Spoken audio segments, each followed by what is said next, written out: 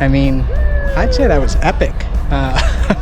That was a that had all the things, difficult, the good times, the bad times. I think I'm gonna go jump in this friggin' river right here. I was just like, is that okay to do? And then I'm seeing this other guy here is like, fuck yeah, jumping in that river. Check out the view from the BIKEVIDS mobile. A lot of magic came together at this year's Lost and Found. The weather, the bike, no crashies, no flatties, no whammies, nutrition. Overall, just a really great weekend getaway. But let's get into the ride. Let's get into the race. Let's get into race day.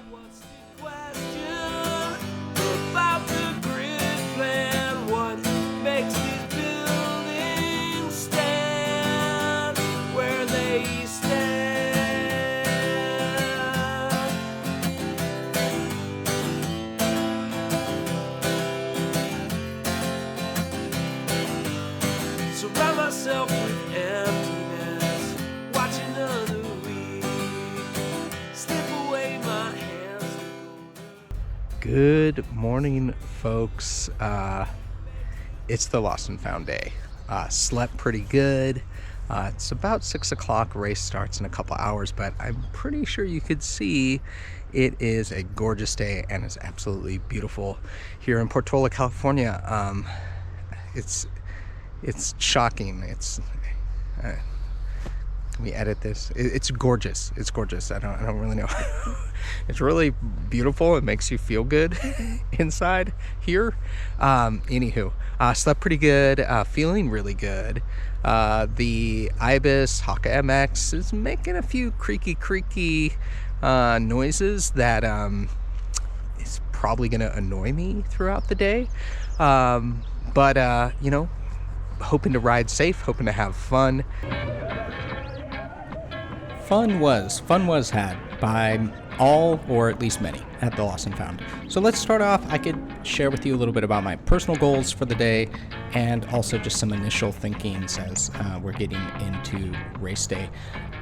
My goals were, I kept repeating to myself, just race myself. You know, I care about results. I want to do good. I want to improve based on last year's time.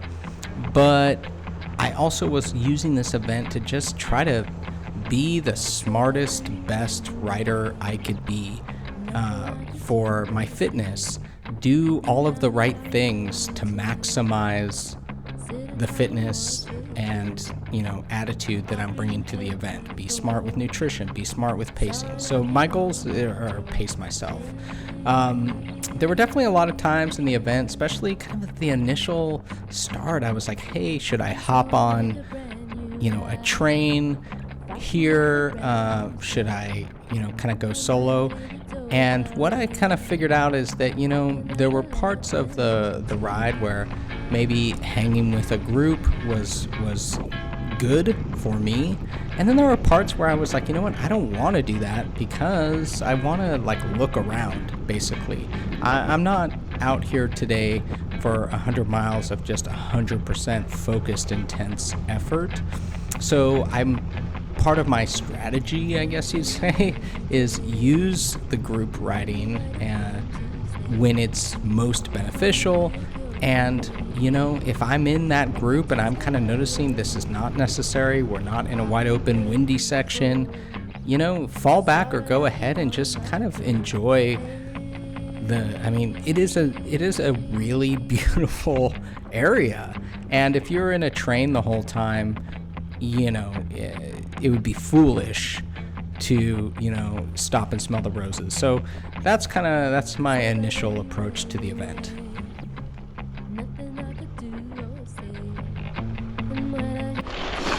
Hey folks,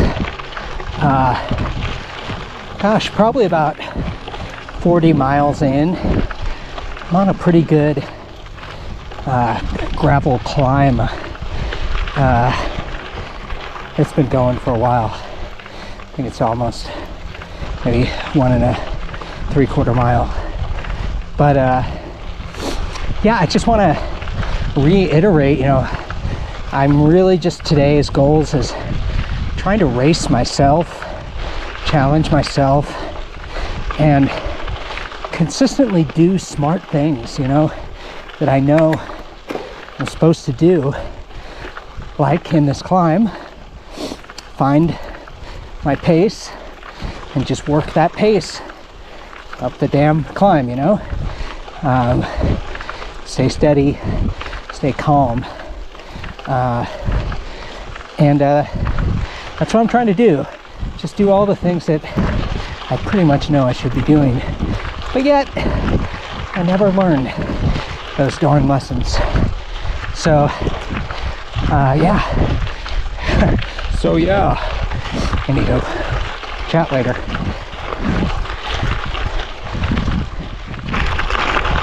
You know, and then that way you could end the climb dancing on the pedals a little bit, feeling good.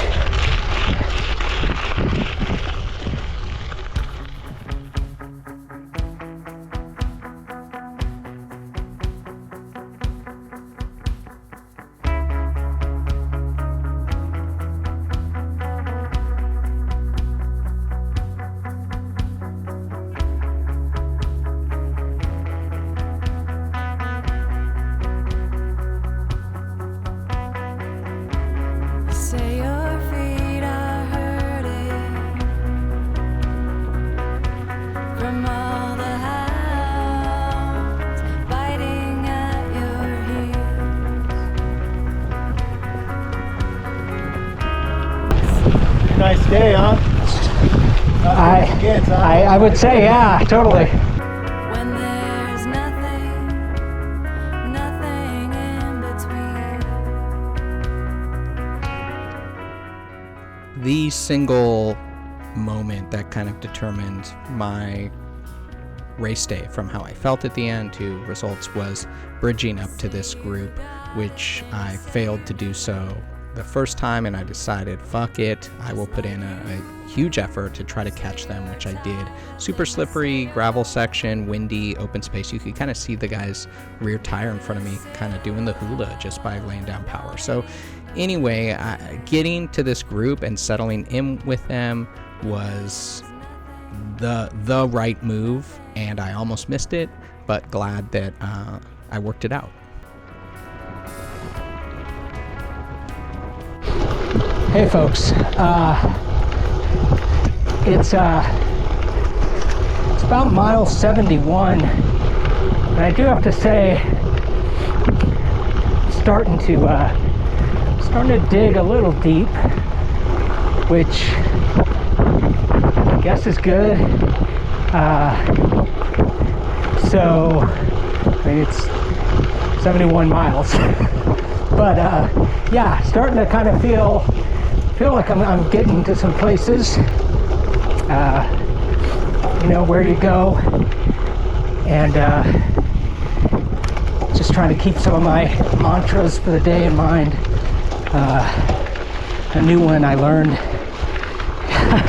is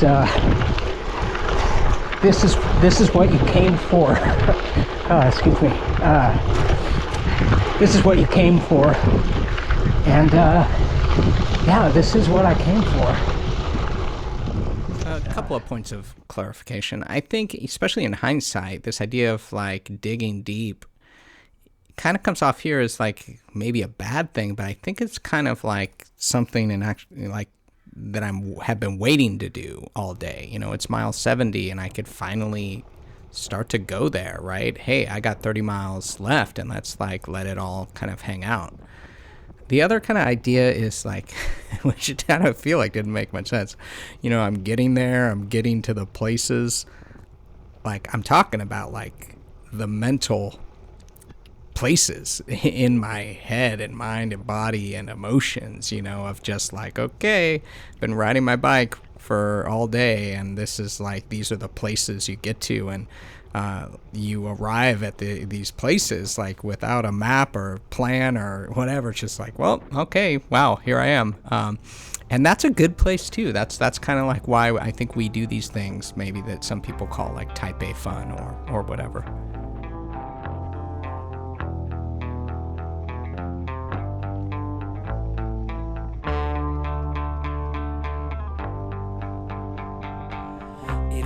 on me last night. Your parents saw it online. Alright folks, so everything else from here to the end of the video really has to do with who I'm calling at this point this fucking guy. The guy in front of me. Later to be identified as Bob Featherston. And when I say this fucking guy, that don't confuse that with an insult. No, this fucking guy. Yeah, he's an unstoppable machine that I realized at some point the best thing I could possibly do for my day is try to follow.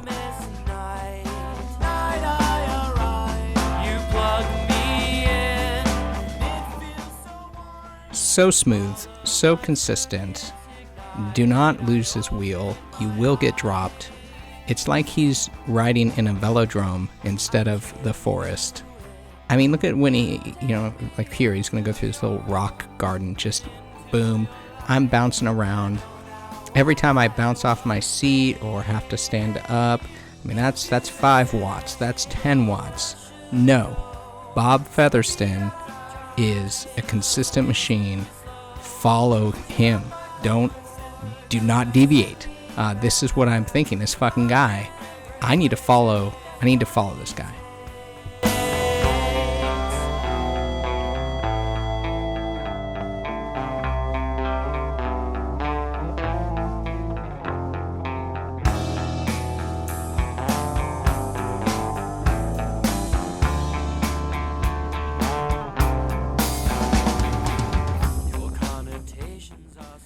Snooze and you will lose.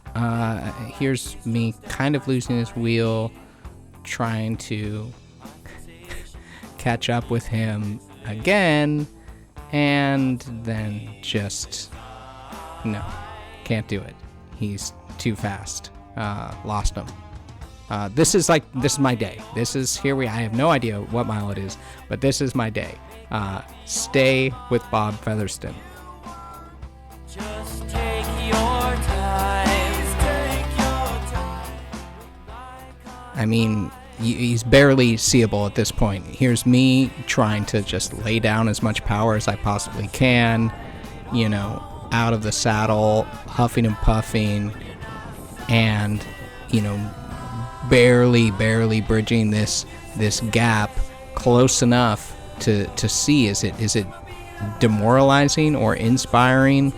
Just to when you can see what's Bob doing, just consistent.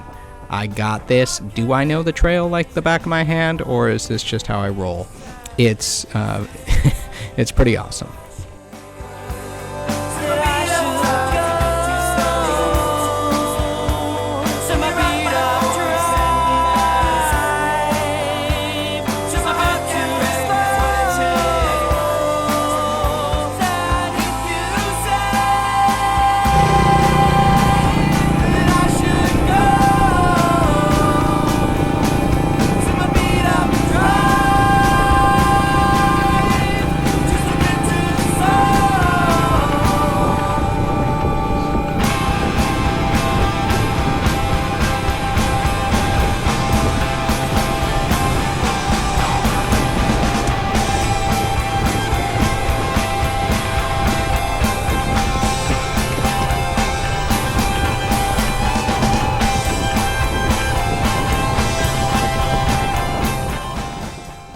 Classic, right? Classic. You're bridging up, and then just boom, I'm gonna go right around you. And now, whose wheel are you gonna try to follow, buddy? Me.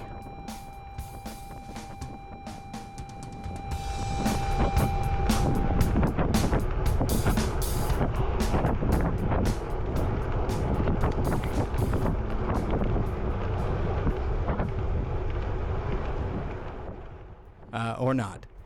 So, this is my day.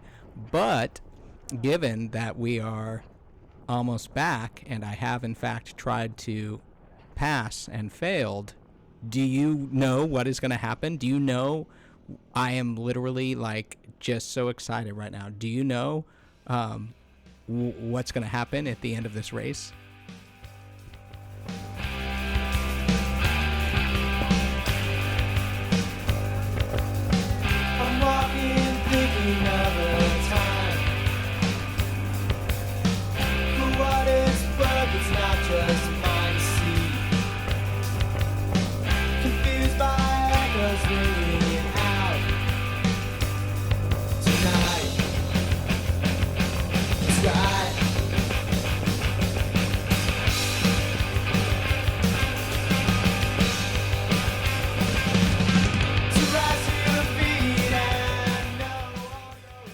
Holy shit, folks. Sprint finish.